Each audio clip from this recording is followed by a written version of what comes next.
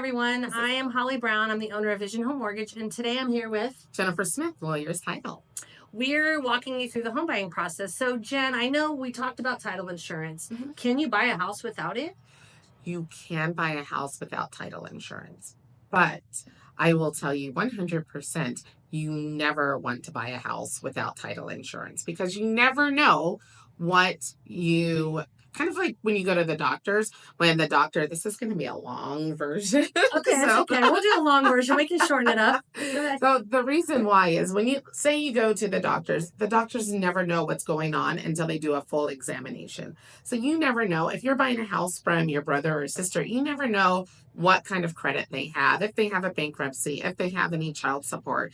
But if you took on that title without doing the search and they did have a bankruptcy or they did have a child support or they owe any liens, guess who's responsible for it? You. So for that one-time fee, yeah, I would take that fee and pay for it versus the risk because you never, ever know. So basically, title insurance is to protect yourself from somebody else's problems. Good explanation. Yeah. And we are talking about title insurance. And exactly what does that mean, Jennifer? Title insurance means you are the rightful owner of the property. The seller had the right to sell the property to you. And that it's free of liens, correct? So you would cover me if I was going to go buy it from any liens the seller might have had prior. That is correct. So what we want to make sure that it is free and clear of any liens, encumbrances, bankruptcies, child support. We make sure that you are covered, that you will not be responsible for those items once you close. And we are talking about what escrow does. So Jen, fill us in. Escrow is when we are holding documents and money as a third neutral party. So we have to take written instructions from the buyer and the seller as how to close a transaction. We can't do anything with the monies or the documents until everybody has a mutual consent that we're ready to close. So it sounds like the escrow officer is responsible for protecting all parties in the transaction. We don't take sides. Fantastic. We love our escrow officers.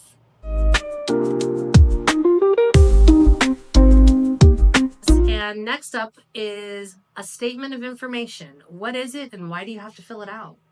Sometimes you will run across somebody with the name Jennifer Smith. There's tons of Jennifer Smiths out there, and there could be Jennifer Smiths that have bankruptcies, credit reports, or not credit reports, but credit cards that are in judgment.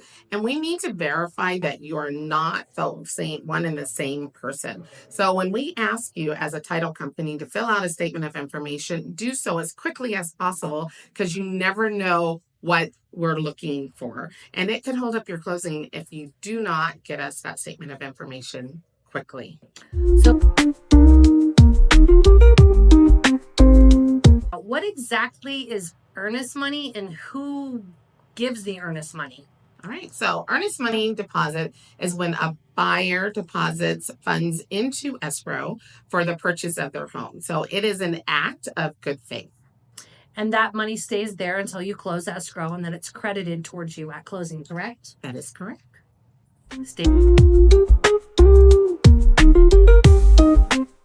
And we are talking about home buying. And the next question is, what exactly are closing docs? Closing docs. Closing docs are when you are ready as a buyer to close on your home so that you can acquire your property and it'll be yours. So when we talk about closing documents, we have loan documents that will be generated by Holly and her company, and you will come in to do the signing as in execute the documents to say, yes, I'm ready to purchase this home and we're ready to close for it to be yours. Fantastic. Stay tuned. So we are walking you through the home buyer process. Jen, after the buyer signs loan documents, when can they anticipate their keys? They can anticipate their keys once we are recorded. And recording is the transfer from the seller to the buyer at the recorder's office. Once we get that notification, then your agent gets notified that we're recorded, and then they will hand over your keys. Stay tuned for more tips.